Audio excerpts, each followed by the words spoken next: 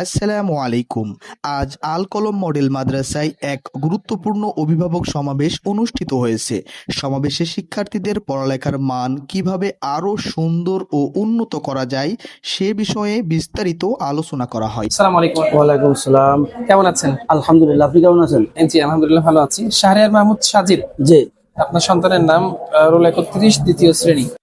মাদ্রাসা কর্তৃপক্ষ অভিভাবকদের মূল্যবান মতামত ও পরামর্শ মনোযোগ সহকারে শুনেছেন। অভিভাবক হিসাবে যেটা পরামর্শ দিতেছি জি যে আপনারা ক্লাসে ছেলেটা হোমওয়ার্ক করে নিয়ে আসতেছে কি না, বা আমরা যে কাজগুলি প্রতিষ্ঠান থেকে দিচ্ছি তাকে সেগুলো করে নিয়ে আসতেছে কি না, এই বিষয়ে নিয়ে তো তদারকি করতে হবে। জি এবং গার্জেন যদি কোনো দুর্বলতা থাকে ক্লাসে জি সেই বিষয়টা গার্জেনকে নক দিতে হবে।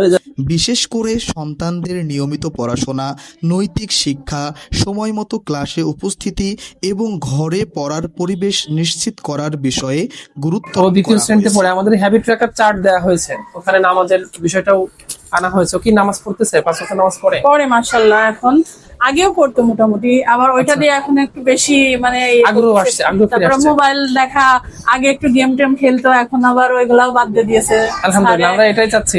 স্যারে বাচ্চারা বলছে ওখানে, আমি বলিস যে মিথ্যা কথা তো আমি ঠিক দিতে পারবো না, জি তো সেই হিসাবে আর এখন দেখছে না ওইগুলা, একটু ওইটা দিয়ে অনেক উপকার হয়েছে। যাক যাক, মাশাআল্লাহ। এছাড়াও সমাবেশে অভিভাবকদের কাছে জানতে চাওয়া হয় শিক্ষার্থীদের পড়াশোনা বা মাদ্রাসার কার্যক্রম নিয়ে তাদের কোনো অভিযোগ, পরামর্শ বা মতামত আছে কিনা। অভিভাবকরাও খোলামেলাভাবে নিজেদের মতামত সে বলতে লজ্জা মানে পায়। আর একটা সমস্যা আমি বলতে চাই স্যার, জি। হচ্ছে ও হোমওয়ার্কে ক্লাসে মানে প্রত্যেকটা বিষয়ে বাসায় যে ঠিক করে বলতে পারে না, হচ্ছে কোনটা লিখে নিয়ে আসতে বলেছে। আচ্ছা, এই এই বিষয়টা বিষয়টা নিয়ে আমি এটা খুবই হচ্ছে টেনশনে থাকি। হোমওয়ার্ক স্যার কোনটা লিখে নিয়ে আসতে বললো, এই বিষয়টা দেখার দরকার নেই।